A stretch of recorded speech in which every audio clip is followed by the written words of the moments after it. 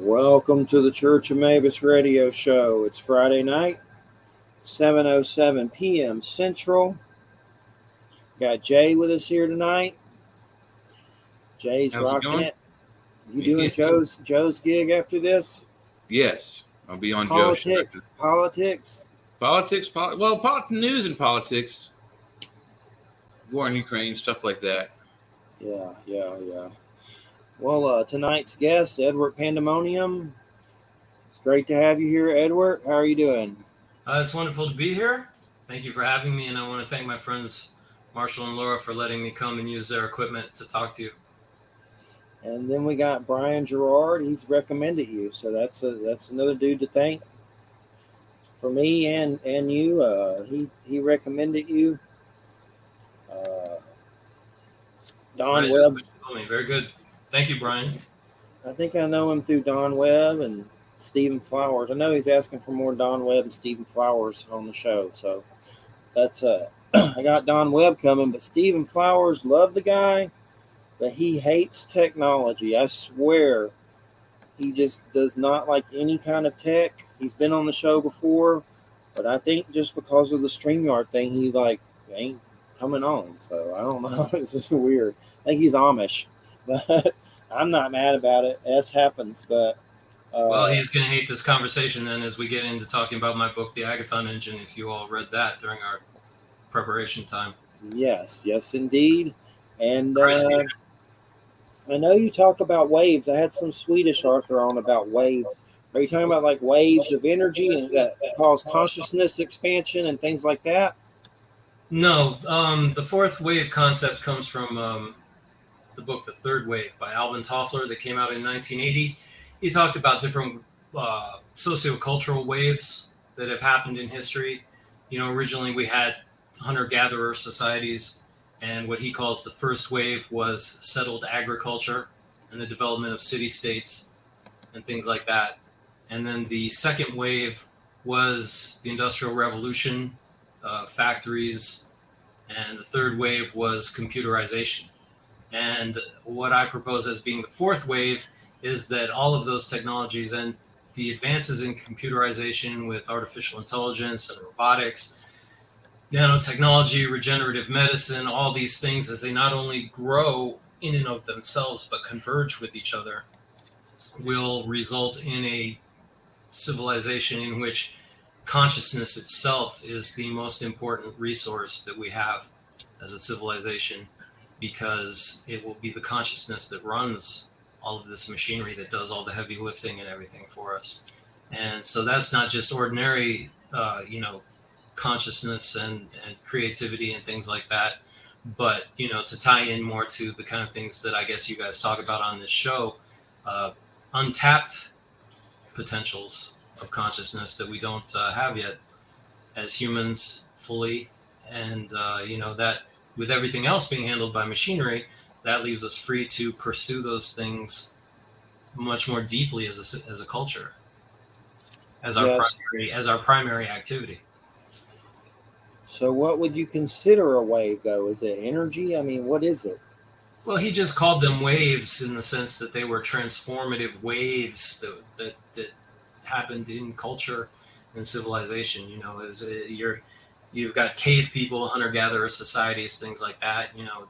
This wave of agriculture changed everything because people started staying in one spot. They started building cities, and that completely changed human existence. And then with the Industrial Revolution, as things became industrialized, and that's when technology really started to go. That was a wave that changed everything entirely, and computerization has done exactly. So it's kind of like you could a wave that washes over or rolls over like the human species, changing our whole way of existence from what it was previously.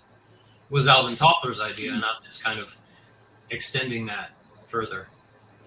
Have you seen some of those weird stories where they see beams of energy going from planet to planet and things like that? Like the sun will send out one or things like that, and it hits the Earth. Those are I've seen the ones that supposedly came from the Earth. I saw one. I remember that went from the Earth to space or to the moon or something like that. Yeah, it's weird. It's like I don't know what it is. It's almost like a planet sending information to a planet. I don't know what it is, but it's weird. It's strange, whatever it There's is. this idea that there are like some kind of underlying communication structures throughout the universe that are like,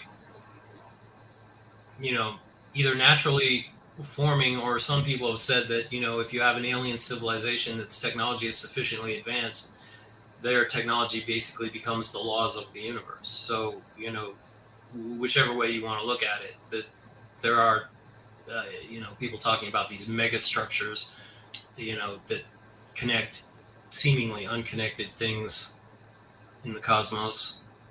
I'm not really too knowledgeable about that though, but Yeah, I have heard of it. it's interesting for sure.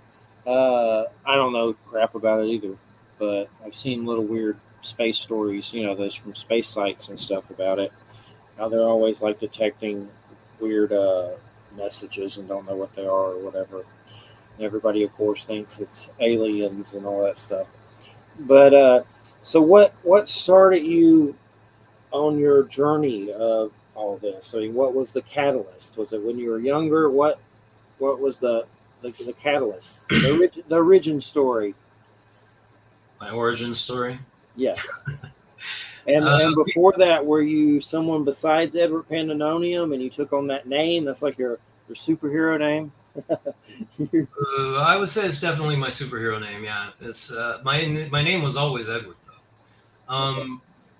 The it People always ask me this in interviews, and it's an answer that's either unsatisfying or maybe not even believable to people. But just I came out of the womb with an interest in certain tropes and ideas, and pursued them as best as I could, as my brain allowed, and as far as like at my whatever age I was and whatever resources were available and things like that. And your tagline for me, self-made philosopher and futurist, is perhaps not entirely true. I did take classes on futurism at the University of South Florida when I was maybe like 12, I think.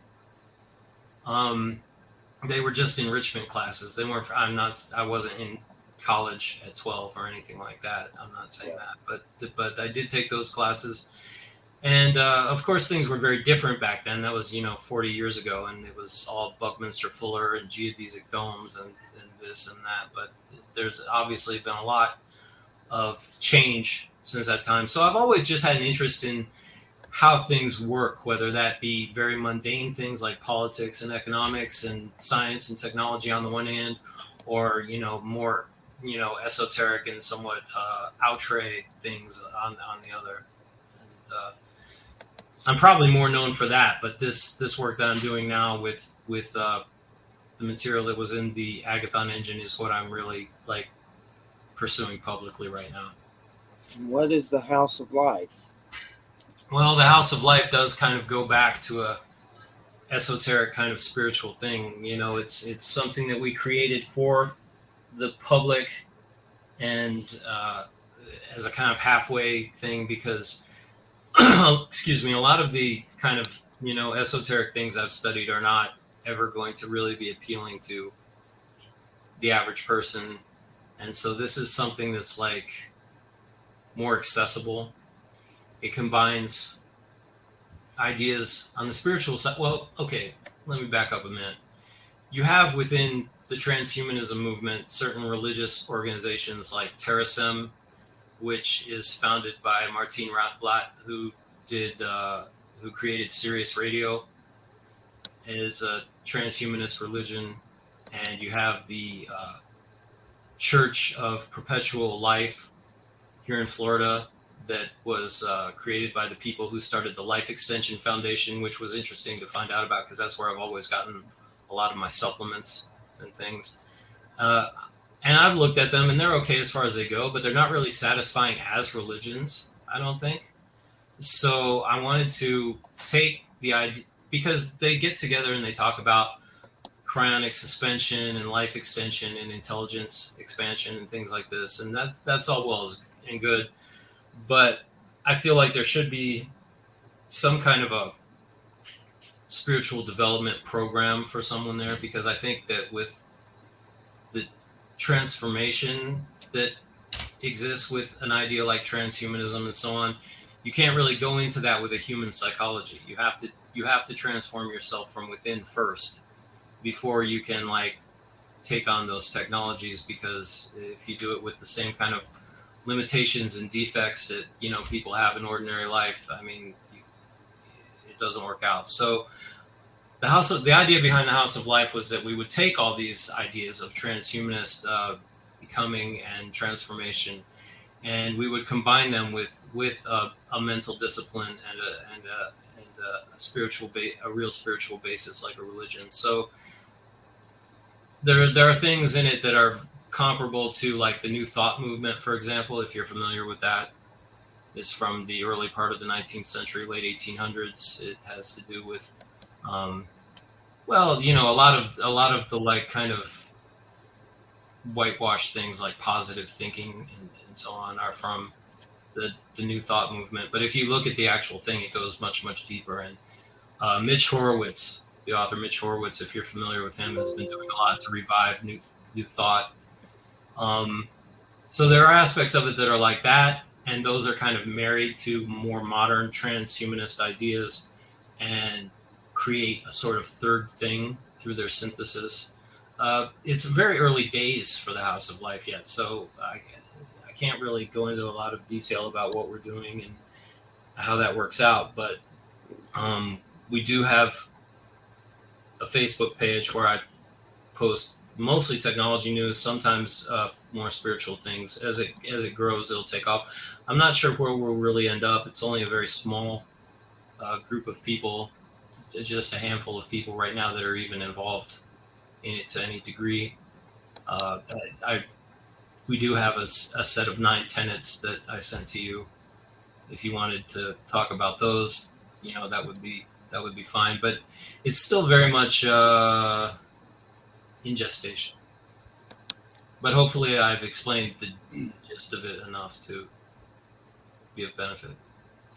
And then the first principle, recognition of the mind fire of awareness. What do you mean by mind fire? Like just the power of the mind?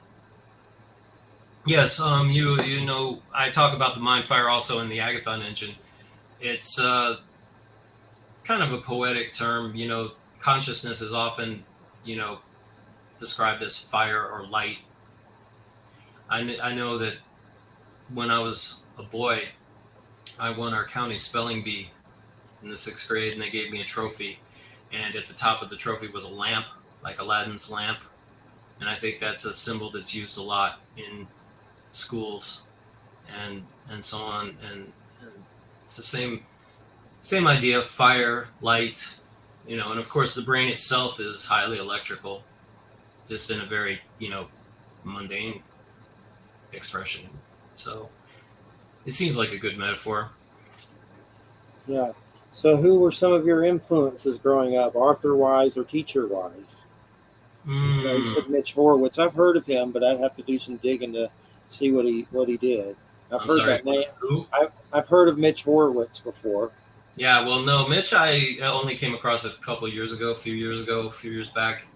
Talked to him on Facebook so much. He's not involved with Facebook anymore. Some people got really mad at Facebook and left for their various crimes and sins of Zuckerberg, and others of us have stuck it out. But he's one who got fed up with Facebook, so I kind of lost any contact with him at that point. And oh gosh, I was influenced by so many people. I mean, gosh, there's so many people who, for this particular kind of work, who can I say that I was most influenced by? I'm not even entirely. Yeah. I'm not even entirely sure. There was so much. I mean, if you read the book, you saw me reference like so many different people and ideas and concepts. It all just kind of like gathered in my mind over the decades and stewed there and came out in a pattern. This is not a very satisfying answer. I understand, and I'm sorry, but Oh, it's fine. It's fine.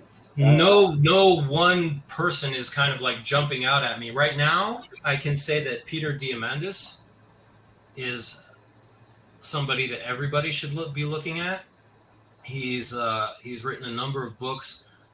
One is called Abundance, that talks about how like abundant and wealthy like the world will be through like these convergences of technology that we have in the future. Then he wrote another book called The Future is Faster Than You Think, that tells us how this is happening much more quickly than people might imagine that it would. He's fantastic. I highly recommend reading his blogs, signing up for his emails.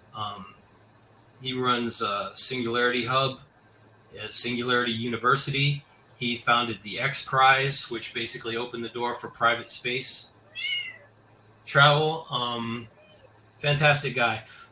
Virginia Postrel, or Postrel, I don't know how that's pronounced. I hope if she's listening, I pronounce it right.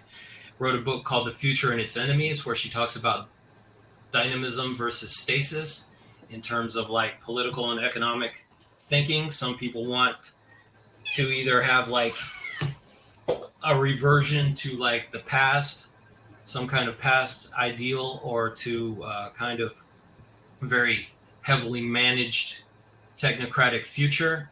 And she calls those stasists after stasis. And dynamism is much more free and open. I think her book is essential reading for anybody interested in the things that are going on now. Those two people, I think Peter Diem, other than my own book, The Agathon Engine, of course, I think Virginia Postrel, The Future and Its Enemies, and anything by Peter Diamandis are the most important things I that found anybody his should really read. I found his abundance book. I saved it so I could find it later. Looks like tinfoil, aluminum foil. It is shiny. Yes. Does he mean? Is it kind of like abundance, like you would think in like the self-help movement, like shamanism and stuff, like just abundance? Or No, is it's it the fact. more It's based on the idea that like technology will be so advanced that we'll be able to produce anything super cheaply. You know, Uh-oh. I don't know what happened to Jay, but I did see him bounce out. uh-oh, I see something in the comments. Oh, that's somebody else. I was just making sure he didn't say anything. Well, yeah, I saved this book to check out for sure. So, what about psychedelics? Do you get into that? Is that something you explore with or open to? I have. Uh, been a while, but no, actually not that long. But I have to be careful with that stuff, though. It makes it crazy. Well, I like the stuff that's short. they're a how can I put this? They're an amplifier, certainly. So the question comes down to what are they amplifying? You know, Timothy Leary, back when he said there was three components of a psychedelic experience: the set, which is your mindset going into it; the setting, which is your environment and what's going on during your experience; and the dose, which is not just how much you've taken, but the quality and what you've taken and what its properties are and things like that. So going forward, we have to really think about the set and the setting. The dose is, almost self-explanatory. And the reason that, I think this is important now is because these things are starting to become legal in different places. And there's both tremendous benefit and there's potential for like tremendous harm. Because, if you're giving someone psychedelics and trying to like pump a philosophy into them to indoctrinate them through the set and the setting, you can really cause harm to society. And, another thing that Timothy Leary had was he had these psychedelic commandments, which I can't remember off the top of my head word for word, but they were basically like, thou shalt not prevent a human from altering their own consciousness. And the other one was, thou shalt not alter the consciousness of a person without their consent. So that's the idea that if you're like putting people through, and I mean, you know, you look at psychology as it's already existed. Psychology is, you know, got a really bad history of leading people. You know, my thought is that a person should be allowed to figure things out for themselves, work things out for themselves. A therapist is there just to facilitate that process, not to guide it or try to push it towards a certain end. And, you know, you look at the way that has happened in psychology so far, and then you throw a mental amplifier like psilocybin or LSD or whatever into the mix, it becomes a much bigger concern, a much bigger problem. So I think that even if, as I've talked to people, I've said, even if you personally do not endorse this, then I mean, I'm talking to philosophically like-minded people here, supposedly. If you don't endorse this, you have to understand that it's going to happen. People are going to be doing it, and you want to at least create some kind of a version of it that is pure, that is safe, you know, and to exist in counter, as a counter to, you know, flat out mind control. You know, there's nothing else really to call it. Just, you know, there's the potential for like flat out manipulation and mind control is there. So it's one of those things that's like in the Agathon engine. I talk about the technology itself, right? The crossroads that we're at as a civilization with technology is that within a very short period of time, we are going to have godlike technology. Now, that technology is also an amplifier. So how that technology is used depends on what our culture is and what our values are and what's in place at the time that technology comes into play. The psychedelic thing is the same way. It can be used for either great good or absolute destruction of consciousness and like enslavement of the mind. You know, this is kind of hyperbolic talk, but it isn't really. It's quite real. It's quite true. If you're giving people a psychedelic and subjecting them to a form of therapy that is mind control, essentially, you know, you're going to have a lot of very damaged people, and that's not going to make things better. Definitely. We had a guy on, Dr. Richard Allen Miller, not too long ago. He was one of Timothy Leary's experiments. He was a Mensa level genius. He's a scientist, but that was a trip show. That dude reminded me of the guy from The Scientist, Rick and Morty dude that even burped sometimes. Like, it was like, even one time, like, I don't know what I thought of everything he said, but I mean, he was legit. He's been on Coast to Coast and stuff. Mm-hmm. But I swear he was rambling, and one time he's like, I met a gray alien in a mech suit. And I was like, what did he just say? Like, I mean, we've had guests on like that, so it's not that out of the ordinary, but it was just a trip for sure. But he was one of Timothy Leary's, I guess, experiments when the government was doing all that, you know, with LSD tests and all that for college students and all that crap. But it was pretty interesting. But yeah, I guess what I'm really trying to say about it is that when like Joe Rogan talks about DMT, for example, have you done DMT? Yes. You know, that kind of thing. Like and he likes the DMT. But on the other hand, you have Alex Jones. Alex Jones does not like the DMT. They're both right. They both have a point. It's not one or the other. I like DMT because it's short. The other stuff that's long, I usually freak out, think I'm going to die. DMT, you at least know you're coming back in 10 minutes or so. So, you know, when I was 20 years old, 1990, I wanted to smoke DMT. And I never was able to. Now I know people who've got it, and I'm much older and my lungs are bad. I can't smoke. And I definitely can't smoke something like that. So it's like, goddamn. So what? That's the point. I missed the DMT boat. Yeah, that's the point I'm at. I've smoked weed since my 20s, and you know, luckily I did cigarettes on and off a little bit, but not anything too long. But then I took up a vape for a few years, so now I just got rid of the nicotine vape, and I'm trying to just take these nicotine certs or Tic Tacs or whatever the hell they are. Mhm. Those seem like more nicotine than I was doing when I hit the vape. Right. So it's like either way you're screwed. But either way, my concern is lung stuff. So is that what happened? Did you do a lot of cigarettes and stuff? No, I've never been a smoker. I was born somewhat early and had to be in an incubator. I've always had kind of weak lungs. I'm usually pretty super healthy, but that's kind of my Achilles heel. About 2014, I think I had SARS. I didn't go to the doctor, but I think that's what it was because I was sick for a solid month, and it took me the rest of the year to eat. I got sick around Mother's Day. I was sick for a month, and it was the end of the year before I was even right. When I would breathe, I would make accordion noises. It was crazy, and ever since then, it's not been good.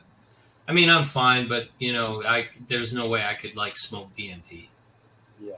with lungs like that. It's just not feasible. I did it a few times. I've had trouble getting a hold of it, but there was some other stuff I did that was like the uncle of LSD not too long ago. That was pretty interesting. It was like I don't know, they call it the nephew of it. It was shorter, but it was interesting.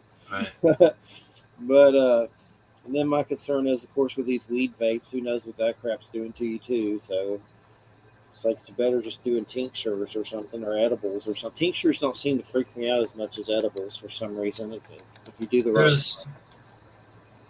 There's really no reason. I don't remember if we were on the air yet when we were talking about this, but No. there's so much that's legal and becoming legal. It's not even advised to trouble yourself with going through like the sublegal routes and everything like that. I mean, in a few years everything will be legal, and that's really my point with all this is it's going to happen anyway. Whether people, that I don't see. Well, I mean, something could happen, some kind of weird cultural turnaround. But things are becoming increasingly legal. San Francisco just passed an ordinance decriminalizing things. It's growing, it's spreading, so it's going to be a thing. And as I said before, the Joe Rogan stance and the Alex Jones stance are both equally valid. So it's an issue to really pay attention to and be awake about, Definitely. and navigate in a smart way, because again, it's basically going to amplify whatever is going on with your mindset and your setting. Yes. So there is a way to go back. In ancient times, they had the mystery religions, the mystery initiations, and things like that. Carefully crafted mindset, carefully crafted settings, and they would put you through. And people say some of those were psychedelic, and maybe they were, maybe they weren't. I don't know. But today, you could create settings and mindsets and environments for people to do this in a way that is open-ended, self-directed, rather than a therapist, hammering people over the head with what they should be thinking, what the good ideas are in society and that they need to adopt, and things like we've had with psychology in the past. And not only that, but you're creating almost like an initiation situation where you're activating through activity epigenetic information in your body. Are you familiar with epigenetics? I've heard of the term. Okay, well, simple 1 second version, it has to do with the way your environment and your experiences affect how your genes express. Because in your DNA, you have all these genes, some are turned on, some are turned off. They're affected by your experiences and your environment, what genes turn on and which genes turn off. There's studies that people, like, for example, who were in the Holocaust, their grandchildren have physical effects because it's of genetic expression, down the line. So it almost goes back to Lamarckianism in a way, which was a idea apart from Darwinism, that like knowledge and experience would be expressed in your genes, and it was a discredited idea. But now with epigenetics, some of it is shown to be valid, because you have these experiences that can like radically alter your gene expression, and they show up in your children and your grandchildren. Well, let's get Jay some limelight back with some questions. He came back. You got abducted by aliens, and then he came back. I don't know. My computer just freezed up and went crazy. Works at Home Depot. That's why he looks so tired. Huh? No, I said you work at Home Depot. That's why you look so tired. Yeah, I do work. Yeah, it doesn't. I didn't work today though, but yeah, no, I am tired. It's I had 8 days straight in a row. Well, 7 days at work, and then 1 day off when I did the lawn, and I'm beat. So anyway, what you were just talking about just then, it sounded a lot like the difference between like nurture versus nature. Right. Where you talk about the different way genes are activated and whatnot, and I think it's both. It's a fusion between the two, an interplay between the two. Yeah, and I think it actually absolutely has an effect on how you come out of whatever whatever you're encoded to do. Your environment and nurturing has to help that come out. And I guess that's why so many of us, when we go to college, we don't know what we want to take until we get there. I kind of knew, but most people are like so undecided. So maybe if we had more of that, people would, I guess, have more focus. You think? If we had more of what? I'm sorry, I didn't follow. If people had more of the knowledge of what they really wanted to do with this nature versus nature thing that you're talking about, because like I said, when I went to college, so many people were undecided. I mean, like almost everybody I knew. I knew what I wanted to do, but I had a dream, I had a focus. So I mean, I think you said when you were born, you had things that you were interested in already from the beginning. Exactly. So would that help the society if everybody had a clear focus and vision of where they need to go and what they need to do? Yes, and and there's definitely ways that people can tap into that. There's things like what they call, within life coaching, there's what they call life purpose coaching. We could get that kind of thing to people in their teenage years, but at the same time, I think people should also be open to the idea that it will change. Yeah. And we have we have that option now so much. I mean, once upon a time, somebody went into their job. Well, mostly men in the past, right? You'd go into a career, you'd work your whole life, you'd get your gold watch when you were done, and then that was that. That was your niche. Now people don't just jump jobs, they jump careers, they jump entire lifestyles, and that's only going to accelerate in the future. And I think there's so many things that people have a tendency, especially now, more so than in the past. I think it's always been true, but I think it's really a chronic illness now. People think in very strict black and white either or terms, and there's so many things that are like crucial to our moving forward that are like embracing both sides or cutting across the dichotomy so I think there is an importance to finding your life purpose, your inner drive, your inner motivation, your inner dynamic, that kind of thing, and following it. But at the same time, you need to be open to the idea that it can change. Yeah, absolutely. I mean, I went to college for one thing. I came out of college doing another thing. And then when I found a career, it turned out being yet another thing. So I went from wanting to do television production to working in restaurants as a bartender until I found that I liked what I was doing now. And now I work in hardware stores. And sometimes, you need to like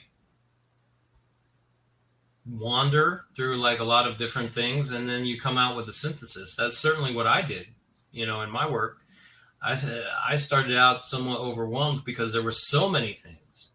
And I was like, close to 50 years old before it all gelled together into a thing like the Agathon engine, where it all kind of like meshed and came together. So I don't know. And I think people in the future will have much more freedom to like kind of do that mental wandering because, like I said, the technology is going to be doing most of the heavy lifting and so on. So people need to find that, because if a machine can do all the basic jobs, the only value that like a living, breathing human being has is in finding what their actual core dynamic is and applying it. That's the way that you add value to society at that point, because there's no reason for you to be a beast of burden anymore, so to speak. Yeah, and also, like you said, if we get a society that's like Star Trek, like there's really no reason why people shouldn't have multiple degrees. I mean, like doctoral degrees in various different disciplines. I know if I didn't have to worry about money and food and gas and all the other things we're all panicking about right now, I would be happy learning all kinds of different disciplines. From archaeology, I wouldn't mind having that. Maybe some biology, so that you can, when you go digging for ancient sites, you can identify biologically what type of people you've just dug up. That kind of thing I find fascinating, and there would be no excuse for anyone not having any kind of at least one major advanced degree. But I think also the technology could be the reverse. I mean, it could make society stagnate. Don't you think that's also kind of a possibility? That's absolutely a possibility. Yeah. And it goes back to, well, actually, it goes back to the thing in psychedelics, the idea of the set and the setting, the mindset and your environment. If we create a mindset in people that is about growth and learning, and those are like key things in the culture, and if we have a setting that encourages that, then that's one thing. But if it's just, here's a bunch of stuff, here's your universal basic income, here's your food rations, and here's your video games on the metaverse, and so on, then people aren't encouraged to develop. That's the whole thing, is making the concept of development and growth and becoming the key value in the society. And it's not anything like that at this point in time. So, I mean, there is with self-help and things like that, it is to a certain extent, but not in the sense I'm talking about. Now think about this. With longevity research, I cover a lot of longevity research in my groups. I put out a lot of news. We're very close to advanced longevity. A lot of people don't realize that, if not immortality. So what are you going to be doing? What are you going to be doing in 1,000 years? You've got the time to do whatever you want. So what are you going to do? You have to sit down and be like, God damn, I'm just here forever. So what am I going to do? Am I going to just sit here and, eat like hot chips and like be in the metaverse and like, do whatever? Or do I have a purpose? Do I have a function? You might go on a quest. I mean, a serious, passionate, intense quest that lasts you like 150 years. And then you're done. And then you can be like, oh, what am I going to do next?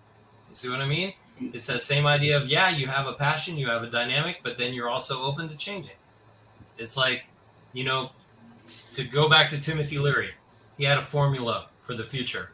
One of the things, when we had our very first meeting of the House of Life, we talked a lot about Timothy Leary because, he's known for, in the 1960s, the psilocybin experiments, the LSD, all that kind of stuff. Then he was in jail. Then he was on the run from the law after he escaped from jail, all that kind of stuff. 1980s, 1990s, he still was about that, but he got more into culture. He got more into science. He got more into computers, things like that. He came out with a formula called SMILE.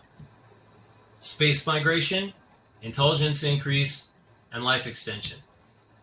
Space migration gives you the chance to enjoy more space. Life extension gives you the chance to enjoy more time. Intelligence increase is the key to both of the things. So intelligence increase is the evolutionary imperative. It is the way forward. It is, and once we have like worked that out, there are things that we have to like work out in our relationships and in our environments that support and sustain that. Because coming from initiatory traditions, esoteric initiatory traditions, like I talked about, the work that you do on yourself is all well and good, but if it's not supported by your relationships and your environment, again, going back to setting, and it will alienate you, or it will just fall apart and you'll go back to sleep. So it's a context. It's a whole context. And that word context means woven together. And tell me about immortality, which is something you mentioned during this that I just found intriguing. Because I've often said that our science is closer to a cure for death than they are to a cure for like AIDS or even cancer. So what can you tell us about that? Because you did mention that during this answer that the longevity tests that you're looking at were really close. I mean, like, what does that mean? How close? Because that's something that I thought about for years. Is what if I had 1,000 years, 10,000 years? What actually would I do? And there is a chemical called calcium alpha ketoglutarate or glutamate. I always get it mixed up. But the initials are Ca for calcium, and then as a separate thing, AKG, alpha ketoglutarate or glutamate, that has been shown to reverse age. That exists now, and you can buy it. Wow.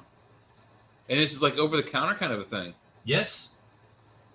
It's a little costly, but it's not absurdly costly. What's it called? Calcium alpha ketoglutarate or glutamate. I'm sorry, I can't remember exactly which one it is. I have a question. I mentioned earlier I was drinking gin. Are you MODOK from Marvel Comics? I'm kidding. But if I was anybody from Marvel Comics, I think I would be Ensaba Nur. Who's that? Which one is that? I don't know. Apocalypse. Movie. What's the name again? The name Apocalypse. You said? Ensaba Nur. Okay. I was just on That's just between us and however many million viewers you guys have. I was just on a Jonah Hex comic spree, getting old Jonah Hex and stuff. They really screwed that up with that dumb movie, but I really like Jonah Hex. It's like a weird, Clint Eastwood kind of weird comic, like a Western, It's a Western, but... I never read the comic. I saw the movie. I don't know how... It was horrible. I don't know what I mean, it wasn't a good movie, but I don't know how well it reflected the comic. Not very well. But there's a guy called... Yeah. Go ahead. I'm sorry, what? Go ahead. Well, to go back to what you were saying with the chemicals, there's a guy called Dr. David Sinclair, who he's Scottish. He has a whole protocol of things you can take that will youthen you on a biochemical level. Not radically. I mean, this isn't like a film that you're going to take these pills and go to bed and wake up and your hair is back and you're 20 years old and stuff like that. But they have been shown to work, especially that one that I mentioned.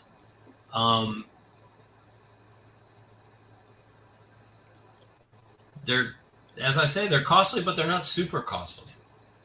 And they exist now, and things tend to come down in price. And, when this goes into that idea of with the acceleration of technology, when you can 3D print drugs, then they get like super cheap. Everything comes down in price eventually over time. That's the thing. And I don't know. We're pretty close. I have news all the time that like age has been reversed in mice, but the one I mentioned has been tested in humans and did show result. So yeah, we're there. Yeah. We're there. For the people, I know some of the people who follow like my private groups are listening. They see this news that I share every day, and a lot of it comes from Peter Diamandis, who I mentioned earlier. So if you sign up to his emails, you get this information all the time. And so it's like this all the science fiction things are happening right now. They're just not evenly distributed throughout the world and throughout society yet, but they're happening right now. Peter Diamandis said that he expected more progress in this decade than in the previous century, which is a bold claim, but with the kind of news that I'm seeing, I don't feel that he's wrong. Now, of course, governments, with their wars and their restrictions and this and that, they can foul this up. But they're really the only thing that can foul it up. If it's left to its own devices, it's happening and will happen. I definitely saved that book. But one of the big reasons we do this show, just to give you some origins on it, is my Georgia. It's always just messing me up. It just pops in. That's why I have to do psychedelics. But anyway, when I was 17, Jay can tell my story. No, I'll tell it. I told it so many times. 17, testicular cancer. I woke up from exploratory surgery and they said, Jeffrey, we took a nut and you have to go through chemo. I cried. I didn't know what the hell was going on with any of that. I was like, I never, thought I'd ever go through that, ever. And then anyway, I went through it all. I'm fine. Went through chemo, crazy $10,000 shots of cadavers in Ocean Life and just weird X-Men stuff. The bill was crazy. My dad's job told him that it cost so much, it'd probably be better just letting me die. So my father was having heart attacks. Thank you. Nice. That was a place called Conair with Aetna Insurance. And anyway, my dad had some heart attacks one week several years later, and he passed away. And he was actually talking about going up there, and he had guns and knives in his car and was going to shoot the place up and kill that one dude that said that. And then luckily he passed away and didn't get to do it, and damn his soul or whatever. But I started to have a lot of weird experiences with seeing UFOs, things in the sky with multiple witnesses, seeing beings that were, multidimensional, from beings of light to little cloaked beings in the woods standing around a black box. And friends saw this stuff with me, and they're like, Jeffrey, you're attracting this here. And I was also very stupid with the occult, like just reading anything on psychedelics, reading from, that supposedly fictitious, crazy Necronomicon Simon book, which we've had Peter Levin on, which has a connection with that. Just doing stupid stuff. I didn't care. And I think I brought on these experiences, and it led to doing the show. And we've had on nuclear physicists about UFOs, Stanton Friedman, who's passed now. We've had on Air Force Captain Robert Salas, who wrote a book and is still enlisted about UFOs shutting down missile silos. And then I also had a big interest in shamanism, and I've had a lot of different people on about that. Serge Kahali King from Hawaii.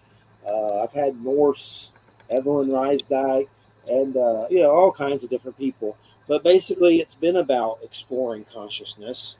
And there was even one time where I was having trouble getting guests, and I said a prayer, and I had a weird UFO sighting with multiple witnesses, my brother and nephew, and there was these red like energies in the sky. Like I call them fireflies. I don't know what they were. But after I said that prayer, the next thing you know, I was getting interviews with people I never thought possible that I'd seen in UFO documentaries, like Lloyd Pye, who had the Star Child skull, like lived in Panama City up here. Fantastic. And just, Nick Pope, Nick Redfern, William Burns, the dude from UFO Hunters. I've interviewed him several times. Just Have you ever had the guy, I can't think of his name, but the CE5 guy with his lasers? Stephen Greer? Yes, Greer, yes. I've never had him on, but I'm familiar with him, and I know there's I have mixed feelings about him because it's like, I see his pictures and they look so goddamn fake. But like he's doing these events and people are seeing things and people are using, it's like in ghost hunting, the EVP thing. You can go out and make your own EVPs. You don't have to believe the guys on the Ghost Hunter show. You can go to a place, and if you get an EVP, you got an EVP. So these people are going out and they're doing his CE5 protocol. If they see some kind of weird thing in the sky, they saw a weird thing in the sky, regardless Yeah. of what they think of him as a person or anything like that. So He has some interesting stuff, but he's a little too close to government stuff. It gives me the creeps, like he's an X-Files kind of villain. well, or he was backed by the Rockefeller family, and that's Yeah. all I'll say about that. I've had his best friend on, and Yeah. Steve Alton. He writes novels. Meg, a novel of deep terror. I'm looking at it right now, some shark book. I had to remember his name and everything, but I've never had Greer on though. But I don't know if I ever will. I don't know. I just haven't. So I had Jim Mars. That was awesome. He's passed now. He wrote Alien Agenda and also did that Oliver Stone JFK book that made that Oliver Stone movie. But Jim Mars is really cool. There's been so many, but basically it's been, an exploration of consciousness, and that's what I think it's about. It's raising awareness and things like that. And the wave theory is definitely very, very fascinating. And I've noticed with psychedelics, I've had weird, like, evolutionary experiences where you felt like a Neanderthal and went through, like, some weird stuff, like weird stuff. So, I mean, there's definitely some evolution in that stuff. In the juice. In Altered States when he woke up in the zoo. Yeah, like weird. I feel like a monkey. I remember me and some friends we feel like monkeys or something. It was weird. We were drawing like hieroglyphics on the wall and stuff. With DMT, I actually saw weird symbols on the wall and went up to them. Was like, "Is that really there?" I was doing it by myself, a house in the wilderness, and there was strange writing on the wall, and I actually went up to it and was like, "What the?" Feeling it. So that's why I like DMT, but they need to put that in gummies or something. DMT or ayahuasca and gummies. That is doable. I mean, that's a different thing than the smoking experience, I guess. But I mean that's doable and could happen next for all we know. I mean, Oh, he's gone again. Yeah. So what's the scene down there? Is it like, in a lot of your pictures, are you hanging out with like the goth scene, or is it a different scene? I mean, what is it? It seems like you're... Oh, right now I'm kind of a hermit, not entirely by choice, but just because, like a lot of things happened over the course of the years. Things melted away. When I was young, Tampa had the biggest gothic and industrial music scene in the country, except for Chicago. And I live pretty close to Tampa, and I was an alternative music kid in the 80s, and we started going to clubs and things there. And I mean, that was a big deal, because back then that music scene wasn't just about music and the clothes you were wearing. There were like books and authors that you read. There was like all this stuff like tied in together. There was movies. It was like a whole culture, and that all kind of faded away. I mean, there are still a couple places you can go in Tampa for that kind of thing, but that all kind of faded out over the years. And then we just had we were lucky here in Florida. We didn't have big lockdowns like some of the places did, but when things were locked down, I had a place where we were all just kind of meeting privately. That was fun. But some of the people are moving north from me, and like, I don't know what I'm going to do. The people that I'm here with now are talking about moving a couple towns north, and a friend of mine here in town did as well. And some people that already lived a couple towns north are moving even farther north. I guess I'll be forced to move north, but my thing with the town that I live in is my family were founders. They were here before it was even incorporated as a town, and we lived on the same land for 106 years, and it was kind of a thing, and it's all just kind of falling apart, and they're building like 4,000 home neighborhoods and things like that, and it's just not the same anymore. They're kind of forcing me out in a way. But that scientist I told you about said Florida's going under, and he had like some weird map and all this stuff. I was like, I hope I'm up top, so hopefully, it won't reach all the way up here if it goes under. I actually run a group. I mean, I know you're up in the Panhandle, right? Yeah, I'm about Georgia, about 30 minutes from Dothan, Alabama. Well, I have a group for my county that's like weird stuff that's happened here in the county, because there was an article that said that we were the weirdest county in the weirdest state, and so that provoked me to like start this. I'll send you an invite for that, and you can see some of the stuff that's in here. Yeah. I think you'd be interested in that. But, yeah, I'm from Georgia, but moved down here after my dad died. It was my mom's great, wonderful idea, and I like it for the most part. But the heat is just too much at times for me. It's just too much. So I'm glad it's about to get cold. I'm a Capricorn, born the day after Christmas, so I like cooler weather, and Florida sure ain't. Luckily, as I say, I'm a sixth generation Floridian. If it gets too much below 70 degrees, I'm very uncomfortable. Really? So yeah, thin blood, I guess. I don't know, but no, I'll send you that. But yeah, no, social life the last few years has been very poor in a way, because like I used to have these huge social circles, but like looking back, they weren't like really the best people. And I have really good people around me now, and I'm very thankful about that, even if it's like, people I can count on my fingers. So I feel very good about that. I'm from Georgia, and I had easier friends.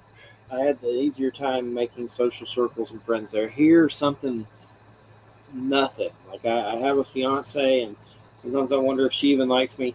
But other than that, I don't even like. I suck at it. I don't know what it is. I feel like an alien here, like resident alien. No, but that's understandable. like, so I had a weed dealer.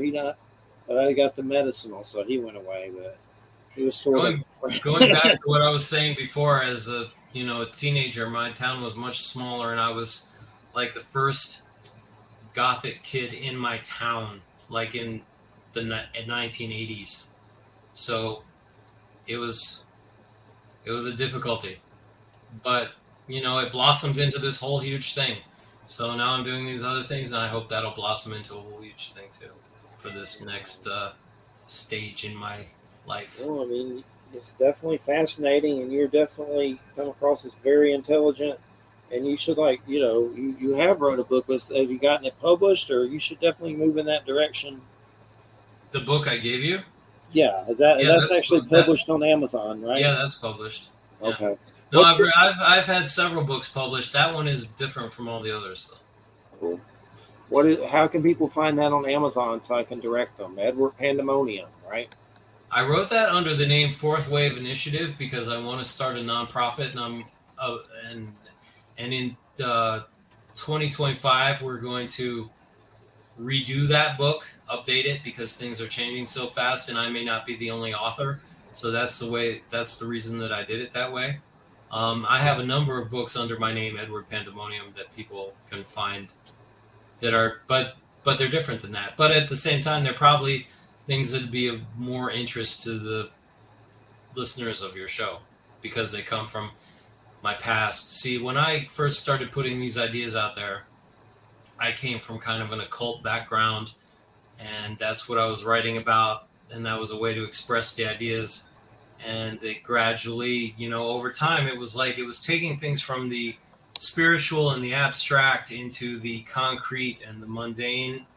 And that's where the Agathon engine came about, and that's where I'm trying to focus now. And if I rely too much on my past, obviously I don't have, the kind of credibility with, more mundane people and things like that. But the Gospel of Pandemonium. Wow. Yeah, that book would not have any credibility with mainstream people whatsoever.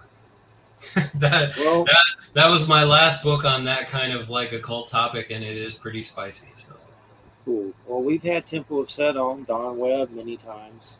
I see it says from the Aeon of Set through the age of Satan and the Aeon of Horus. Definitely interesting, for sure. So now we're confirming all the conspiracy theories that Satanism and transhumanism are linked to each other, I guess, by like putting that book and my new book together.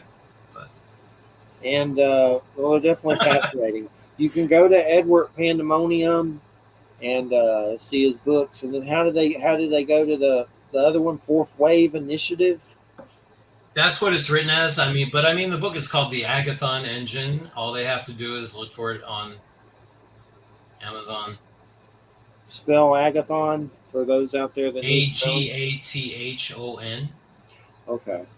I'm just making sure I'm plugging your stuff in case time runs out. We still got a good bit, but I just want to make sure I get that in there in case I. Yeah, like I said, I have no clock Space here, so out. I don't even know how long this has been going on. A Well, little you- over an hour, I guess it looks like. I see up in the corner of your page. Yeah.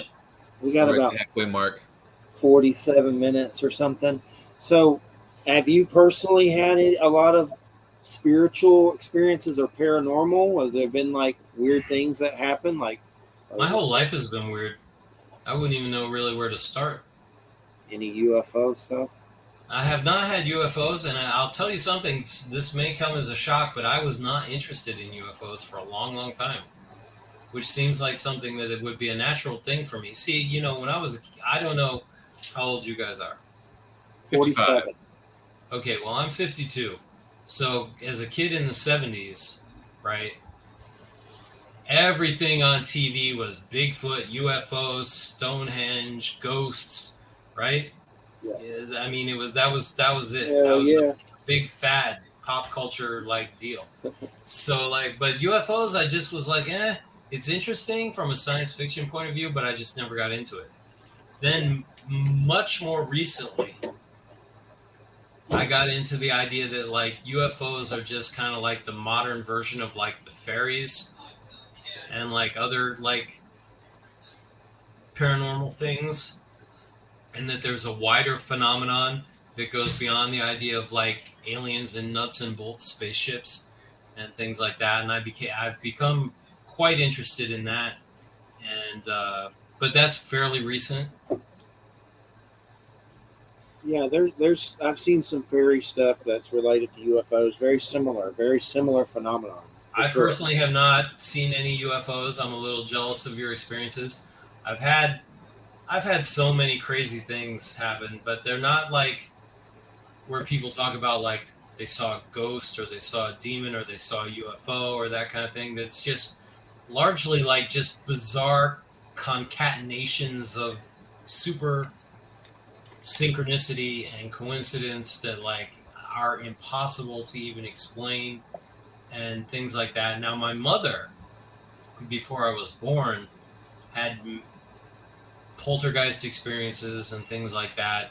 On that property that I talked about that my family had owned, she had experiences where like one day the soap flew off the counter by the stove.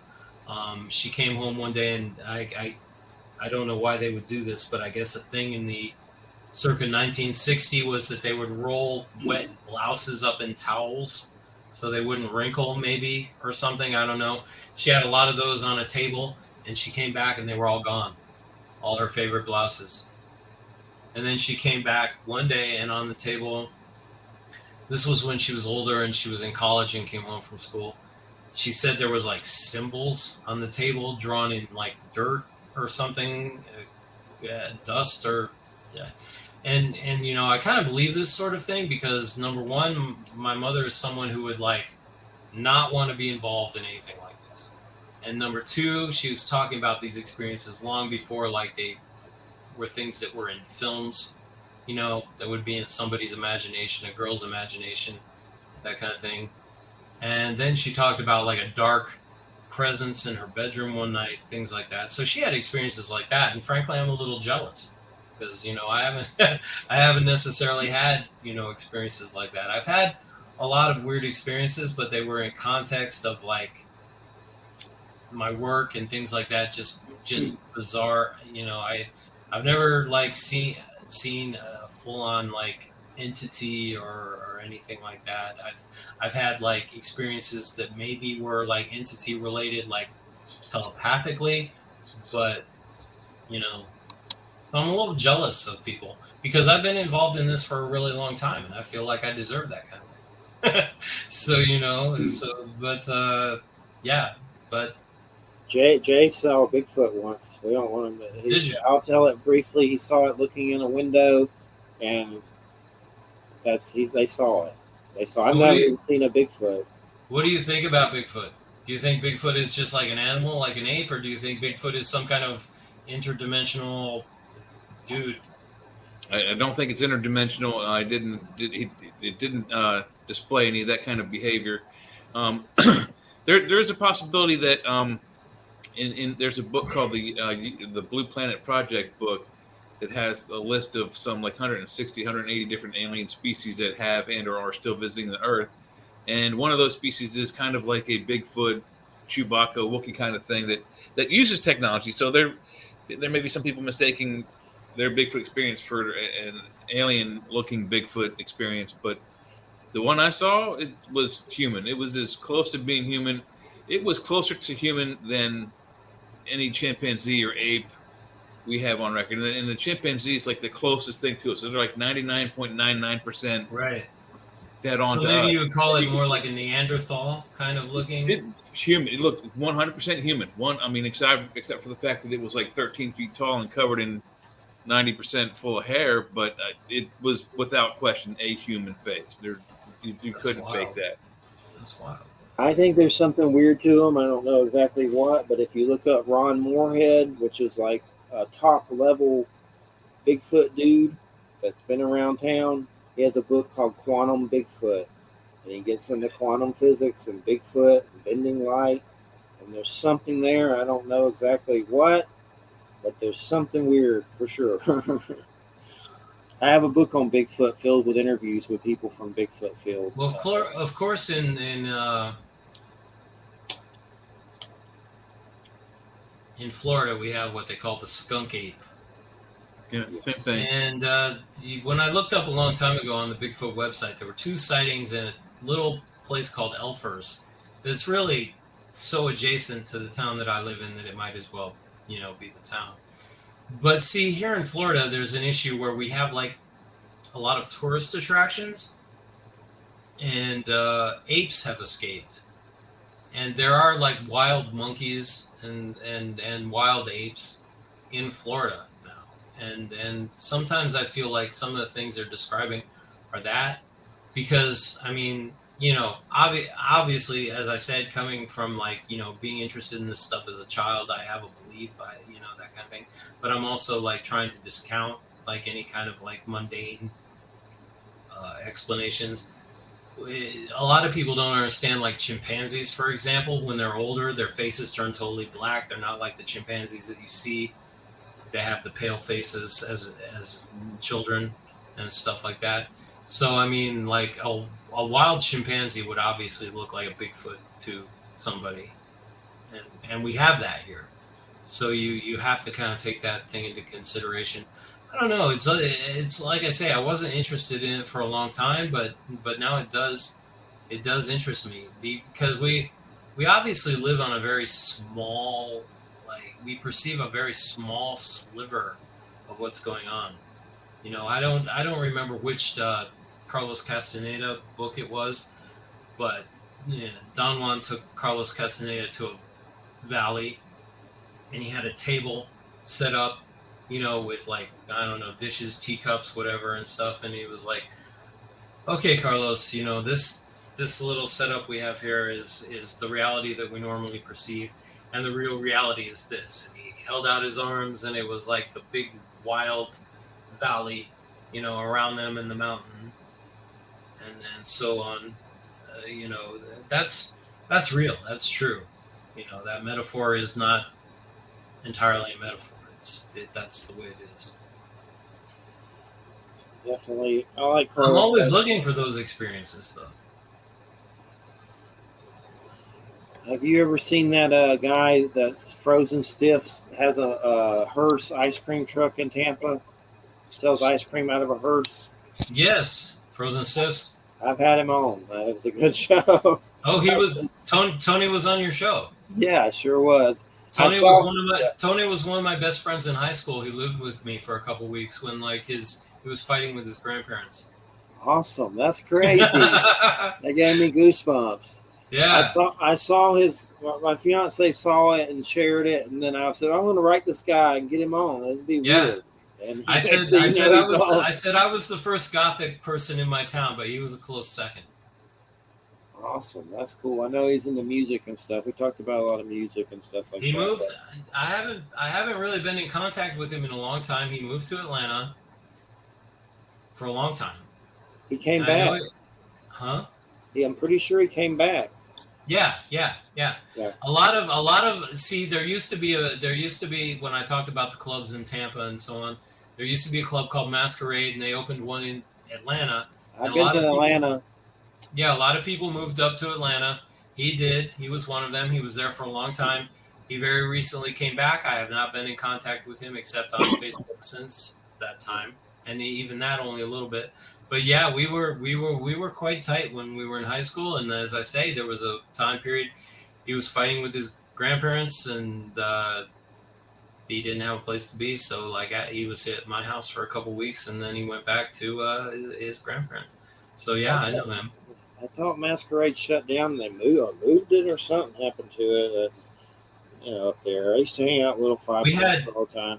We had a thing last Halloween where like this theater downtown in Newport Richey, it was built in silent movie times,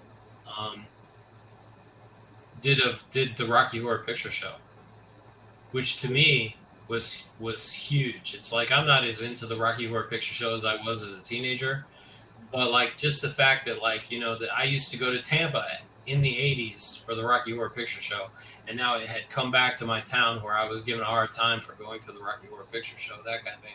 It was a big deal, so I went. I was very surprised he didn't come with his ice cream truck. That would have been the perfect venue for that. Yeah. But I don't know. So Tony, if you're listening, I don't know, man. If they do the Rocky Horror Picture Show again, you got to come. You gotta come because we used to go there, and you gotta bring your truck. So silent movies. I love old silent movies. Nosferatu. I have this set of all these horror ones that are really good. This was originally a movie theater, and for a long time they've done plays. I think if they went back to doing occasionally doing cult classic and like big name old movies, showing them, they would bring in money that would help support them, but I'm not in charge of that. So check this out. I went to a drive-in recently in Alabama, 30 minutes from me in Newton. That was Starlight Drive-In, but it was like this nice drive-in in the middle of the country, and it was like well taken care of. It just surprised me. It was like being on another planet, and you had to tune in with your radio to listen. It was a really cool experience. The movies weren't that great that I saw because they got rid of some of the ones I wanted to see, but I saw Bullet Train and Top Gun, the new Top Gun, which I don't really give a crap about Top Gun. It's like Dirty Dancing with airplanes, but we watched both of them. Bullet Train was okay. It was Brad Pitt, but wasn't the best movies, but it was a cool experience. I want to go there when there's some better movies for sure, but that was really cool. It's just I hadn't been a drive-in in 30 years or more, forever. It was just a neat experience, nostalgia-wise. At a drive-in. Oh, there's one thing I wanted to tell, and then we'll get back into some of your subject matter. The other day, I had a weird paranormal experience. It's been a while since I've had one. I don't remember. I had a few weird things where something hit something and hit a bed. Something hit the RV, and then a glass blew up. That has been, God, years ago. But this one, I was outside, and it was twilight, and the sun was going down. It was kind of pink, and I saw something floating around a dead tree, and it was not a bird. It was not I don't know what it was, but it looked like maybe a bean.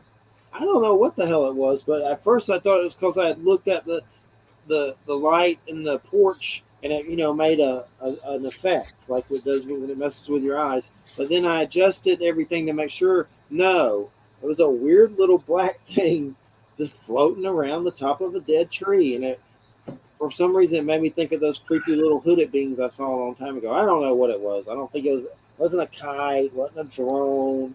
It was weird, but I don't know what it was. But it was definitely made me say, God, I hope that's not one of those things you see and then you die later or something. Like I remember some meme on Facebook about owls that eat your heart from some native folklore or something. But there's one time I said, what is it? The Stikini? I just saw that the other day. I had never heard of that before. The Stikini. What was it? Stikini or something like that. Yeah. Yeah. I was like, that's like the seminal version of the exact thing that was in Twin Peaks, but on the diametrically opposite end of the country. Because it was owl spirits that fed on people. I was like, fantastic. I saw the new Twin Peaks, and I always remember that little boy getting hit and the light beam coming out of him, because I've seen light beams. So like, David Lynch knows he's got it. Like, he saw like this light thing leave the little boy when he got hit by the car in the new Twin Peaks. But then of course I always say Ron Howard's Cocoon 1 and 2. That's Opie tripped and found out the truth. There's something to the energy beings. The guy Mark Frost that is the co-creator of Twin Peaks is actually more the guy that's into a lot of esoteric stuff. He's into like theosophy and a lot of the background of the Twin Peaks mythology actually comes from him. Things that he brought in, things from theosophy, he brought in things from Whitley Strieber with the owls and things like that. So he gets credit for that stuff more so than David Lynch. Not to take anything away from David, but that scientist Richard Allen Miller was based. Somehow he was Mulder from X-Files was based on him, and he told the story and everything about Chris Carter and all this weird stuff. But somehow that character is based on him, and he's dead serious about it. At first I was like, is this dude making up stuff? But no, he's been on Coast to Coast and telling the same story, but just some weird situations. But Jay, anything you want to add? I know you're back. I did. I wanted to talk to you about the technology blooms. What is it that you mentioned in your book? Where is that page? There it is. So you say that Toffler's book and some of the consciousness that you're talking about based on some technology blooms like the settled agricultural industrialization and computerization. Do you think, or do you feel that any of these the technological blooms, and there's actually more than 3. I think 3 is a low number, but it seems to me that the technology blooms we've had are not natural. Like it's from some other location. You know what I mean? You know what I'm saying? Well, in the traditions I come from, consciousness is not natural. Man. It depends on how you define natural, but if you define natural as mechanical, as the things that just happen in the course of nature as a cause and effect, the idea of like consciousness, volition, imagination, those kind of things can transcend and move against what is mechanical. So they are, by that definition, in that context, you could call them unnatural. And so I have to think that it's because it's been so exponential since, like, you just go back to the turn of the century, to the last turn of the century, 1900s till now. I mean, in the 1900s, like 1901, we had no airplanes. 1905, we have airplanes. 1945, now we have jet airplanes. Just the progression is so fast that it seems to be completely unnatural, that it's being somehow like it's being guided from some unseen hand. And I think that there's a good possibility that there's some extraterrestrial guidance and or some nuggets of technology being dropped down on us so that we can improve to their level for whatever reason that they want. Maybe, but have you ever had experiences in your life where, like, once you got the gist of something, it started to like exponentially expand? You got a momentum going, and it got faster and faster. It snowballed. If you were free to go with that, it rolls, it goes, it gets bigger, bigger on a kind of exponential way. Once technology really got going, an exponential expansion was kind of inevitable. Mm-hmm. I think. I don't want to downplay this kind of external thing that you're saying, because But at the same time, what I said was that consciousness itself is an outside influence.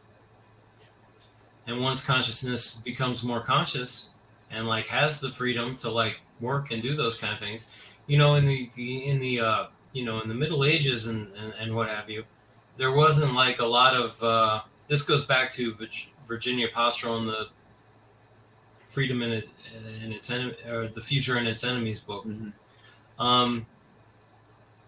In the Middle Ages, everybody talks about the church, right? The church was a clamp on progress and things like that. But you had actually a number of clamps on progress. You had like the guilds, which were like, kind of like keeping technical skills from progressing and things like that. But once you got into the Industrial Revolution and you got into like economic freedom and political freedom and the Enlightenment being kind of like, at the same time as that, parallel to that, I can't think of the guy's name, but there's a TV show called Connections that I really recommend that shows how like these things happened. And once they get, once things get going, and if they're free to do so, they gain a natural momentum. It's like, things rolling downhill, they get faster and faster, or that kind of thing, as an example, as a metaphor.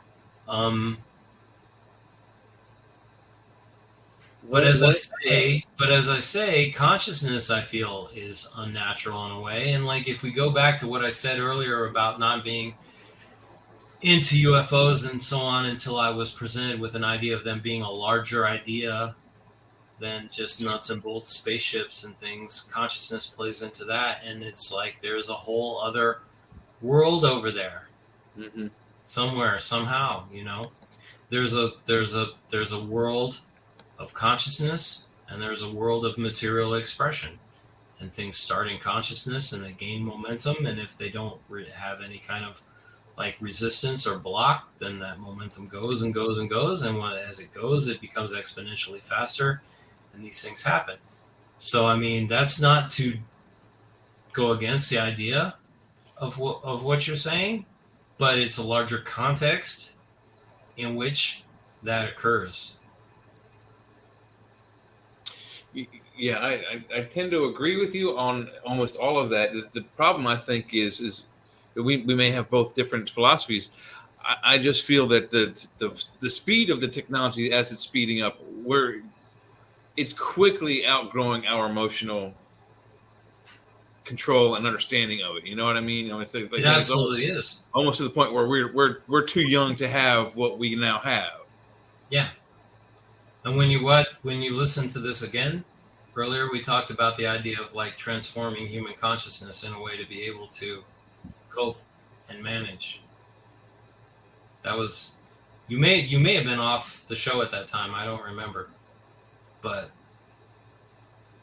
we did talk about it.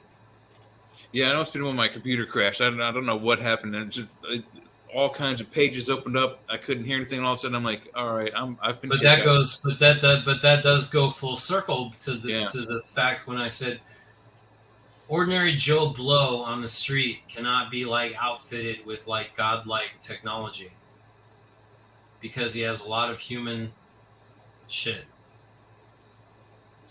in his mind and in his heart.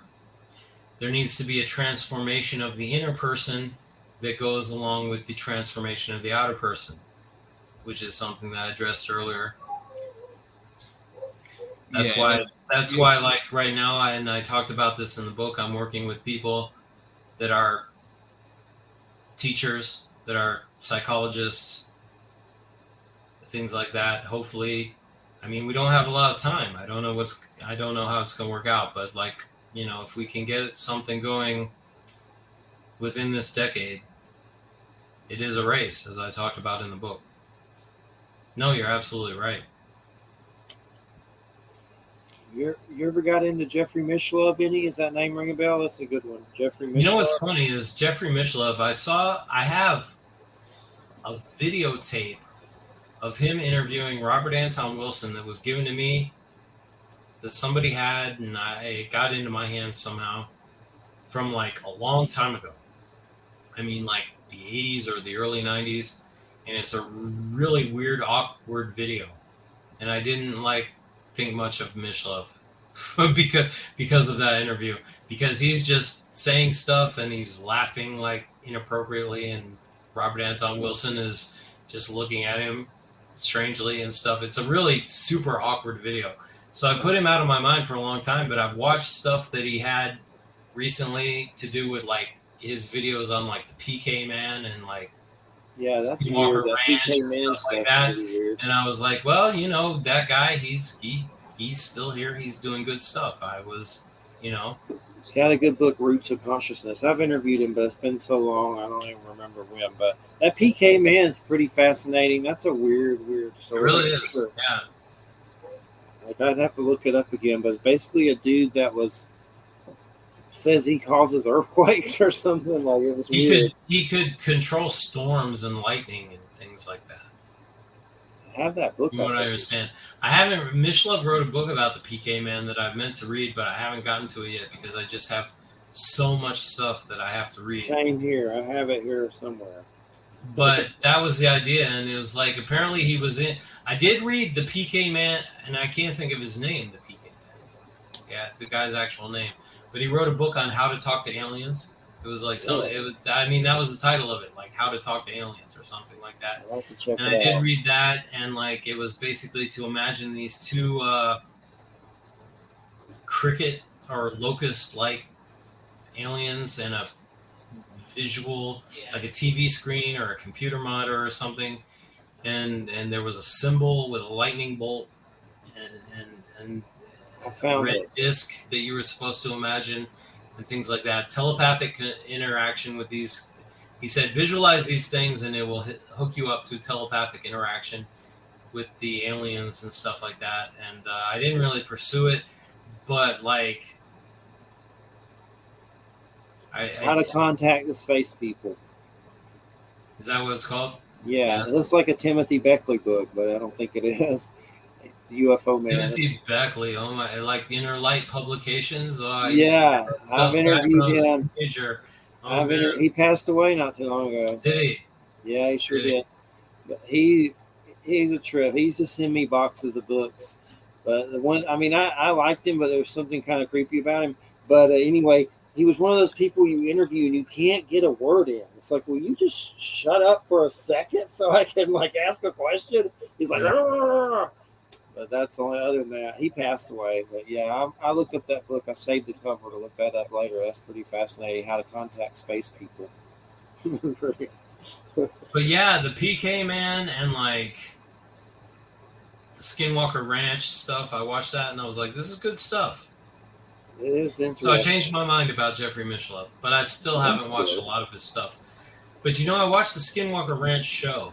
I'm familiar with it all. The books. There's a new book. This is a complete, this is a complete digression from my work and everything that we've talked about, but it's fun. So let's go there.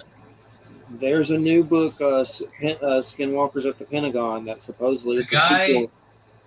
when I first saw like a preview or a trailer or whatever for the Skinwalker Ranch TV show, and I saw the guy who bought it, the guy who owned it, and he had like a Hellraiser box like on his shelf behind him in his office. I was like, fantastic, I need to watch this show. So I watched the show, right?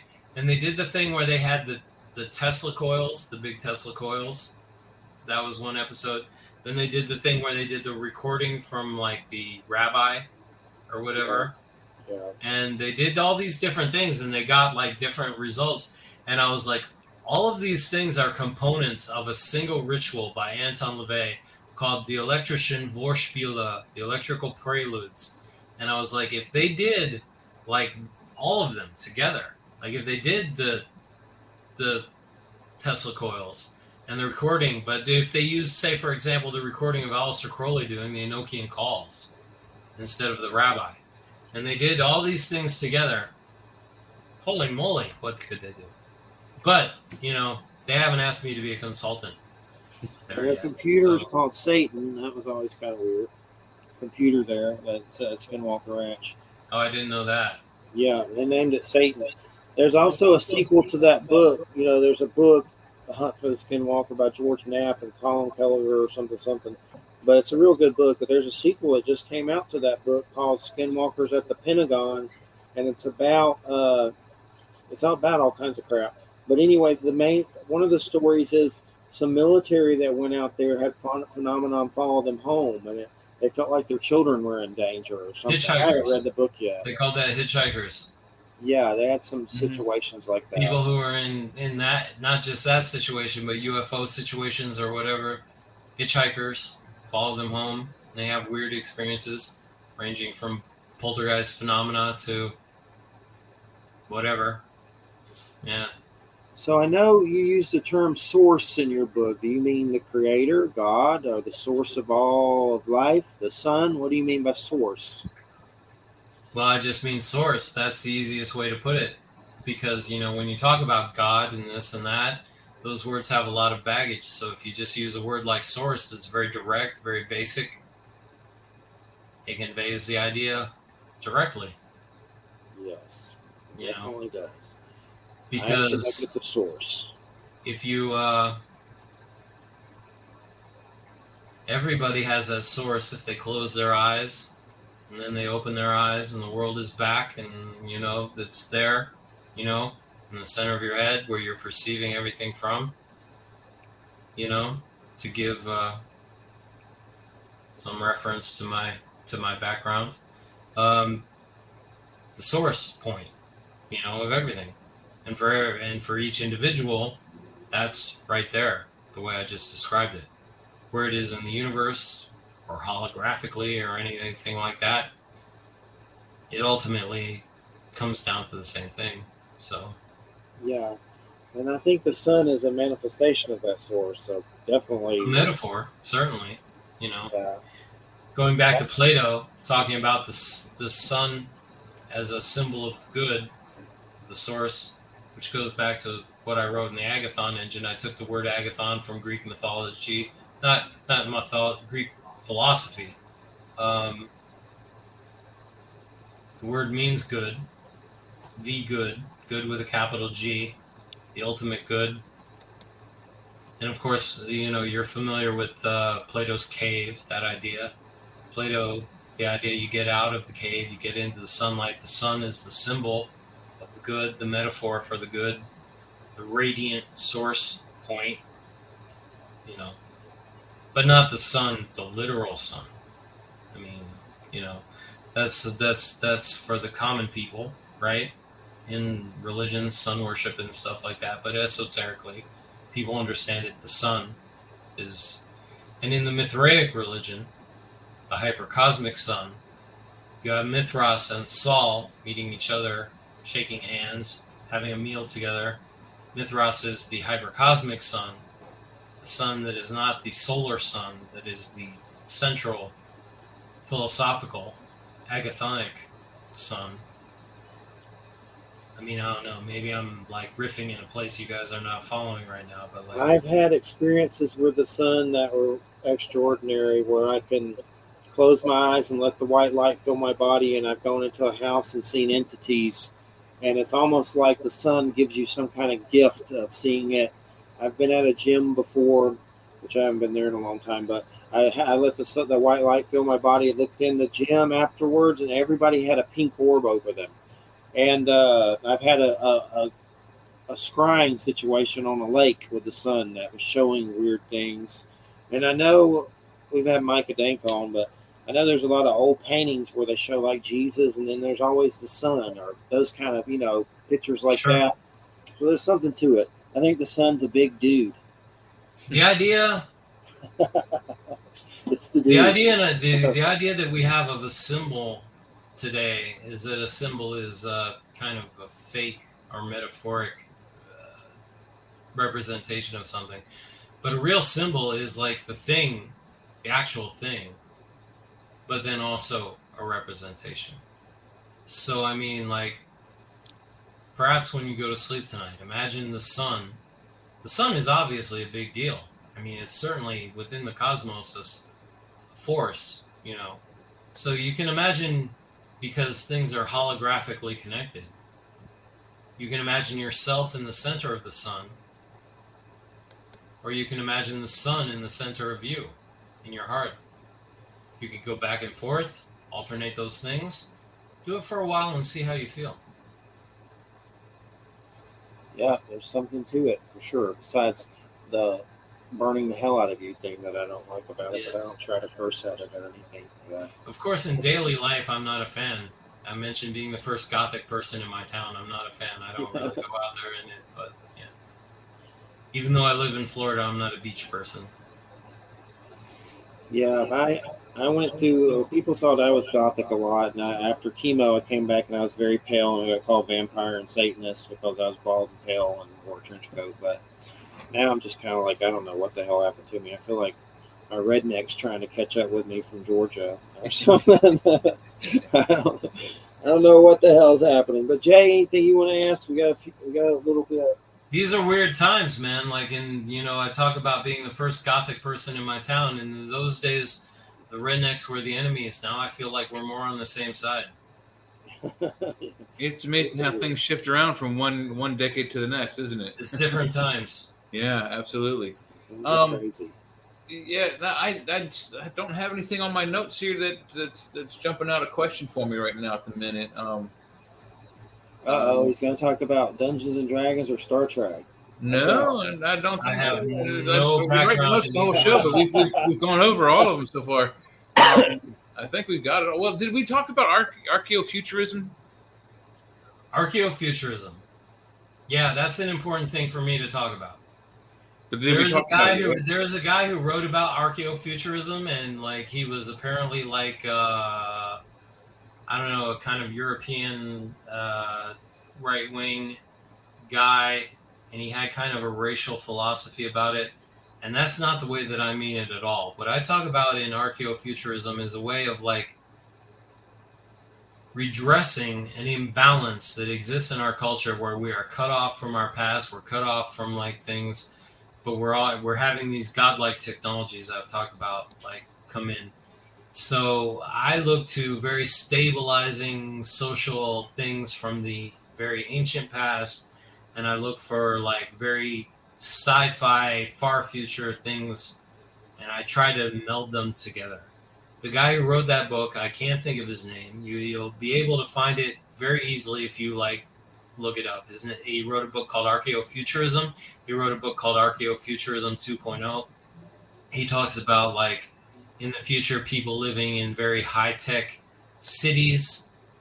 Some people living in very high-tech cities, other people living in like very like primitive villages of the past, and this is a thing that's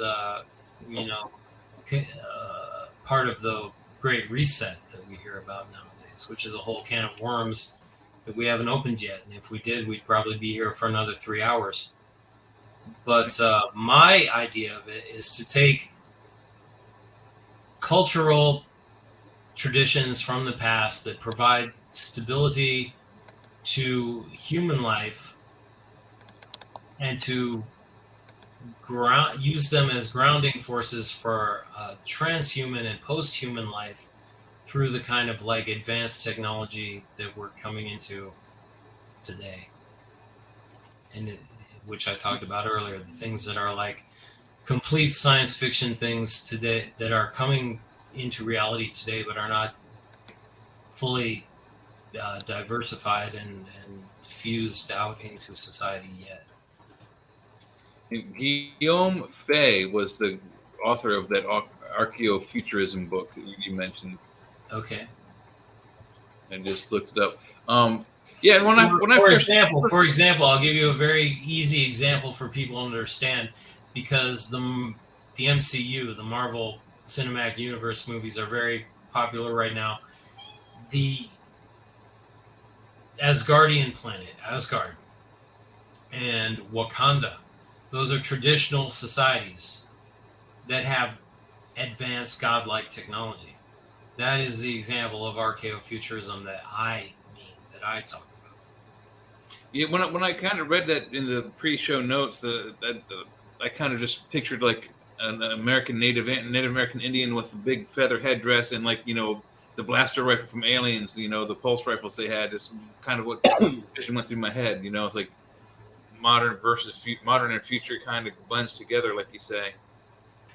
This goes back to a thing that I said earlier, and again, it's a thing that I don't know that you heard because I don't remember when it happened. You might have been offline, but it was about the idea of like there are so many black and white binary dichotomies in our society, and I often cut across them, and this is one of those things.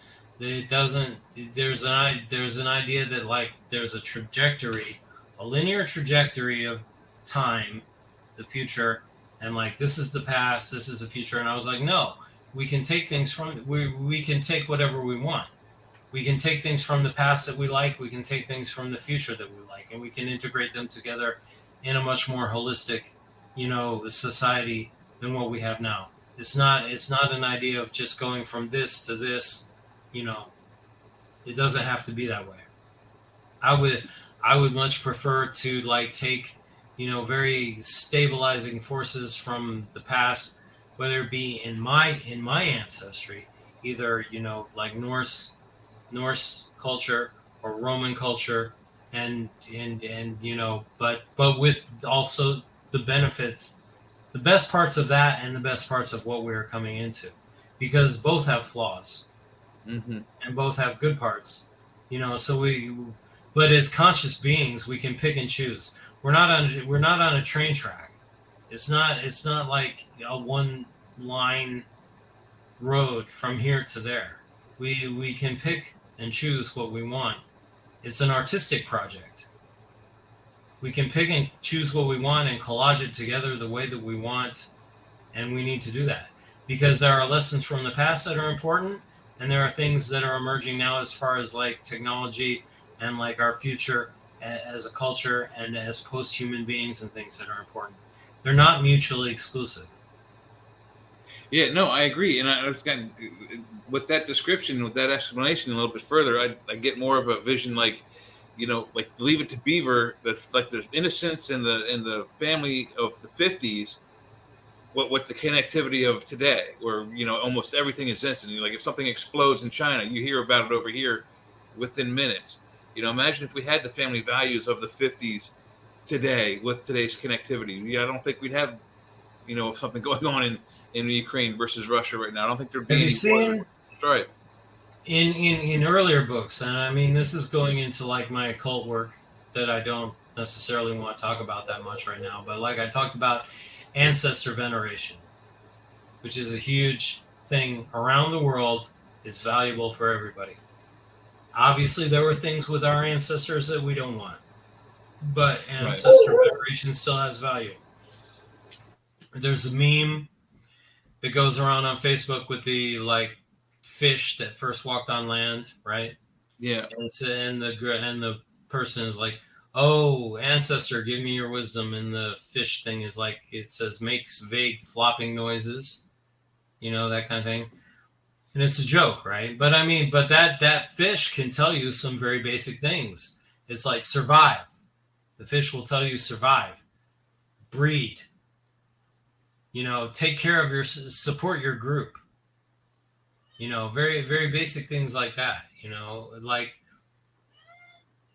it's not a lost thing. It doesn't have to be that way, and people have set it up that way. I talk about this in the Agathon engine. I say there are forces that would very much like us to be very isolated because we're easy to control when we're isolated, because we're dependent on the system, we're bought into the system. It's, this is obviously a corny thing to ever reference the Matrix, right?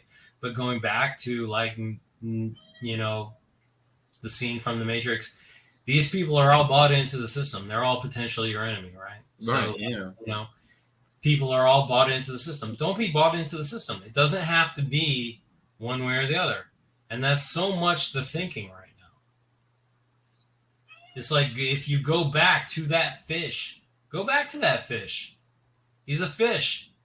Don't make fun of the fish, right? The fish got you here, right? The fish came from the ocean to the land. He got you here. So it's like, what does a fish guy say? Survive, get nutrition, breed, support your group, Right. right? Basic things. And look at all those things I just listed. How many of them are attacked today? How many of them are like, things that people don't care about or actively like dismiss? Mm-hmm. Well, hey guys, we got to start closing out here. It's been great having you on. We've enjoyed it. It's been some great conversation. Do you have anything? Can you tell people where to get your books at again? The book that I really want to promote right now is The Agathon Engine. People can look up Edward Pandemonium and find my other books, but the book I really want to promote right now is The Agathon Engine. That's called the World Building Primer for the 2020s, so it is time sensitive. It is very important. All right. Well, we appreciate it so much, Edward. It's been great having you on. I Some appreciate fascinating having you conversation. And especially since you came to me, out of nowhere. I didn't solicit you. Somebody put you on to me, so it was good. Good for sure. And we'll get you on again sometime. We enjoyed it. And thanks to your friends for helping you out. And we appreciate it. Keep us in the loop. And Sure. I might have to private you about those immortality secrets sometime. Those things. I will hook you up. I feel like somebody beat the hell out of me lately. Well, I'll tell you. You look at my picture that you put up on your ad. That was 5 years ago. I was 47. So you ask yourself if I look 47 and see what you think. Alrighty. Well, we appreciate it so much. Definitely stay in touch. And hopefully Florida doesn't sink. And if it does, hopefully we've moved by then. And hopefully it just hits me like right. I get the oceanfront property. Sure. I don't die. But Thanks we appreciate very much. it. Thanks so much. And everybody listening to United Public Radio 107.7 FM New Orleans. And we'll see you next week. And let's see, who is that guest? I just looked at it. My memory's so terrible. Yeah, I was looking at it about an hour ago. Well, it's next week's guest. Oh, Eva Marquez. It's going to be about Palladians and aliens and weird stuff. So. Oh, yay. Yeah, Jay will love that. But all right, everybody have a good weekend. And I want to say I like Rings of Power. I don't. So what? There's multiracial hobbits. I don't give a crap. It's still good. I like it. It's a good show. I don't get some of the stressing over a black elf and dark hobbits. I don't know if I'm going to watch She-Hulk. Maybe one year, but I like Resident Alien. That's a good one. Alan Tudyk. That's real funny. But I like Rings of Power. I don't care if there's some Asian hobbits and black hobbits. Who cares? These are cocoons. You're going to die. You're going to shed them and fly away from them. Watch it and quit being so freaking uptight. Have a good weekend, everybody. Stay out of trouble. Good night, everybody. Take care. Thanks, Edward. Thank you. Take care.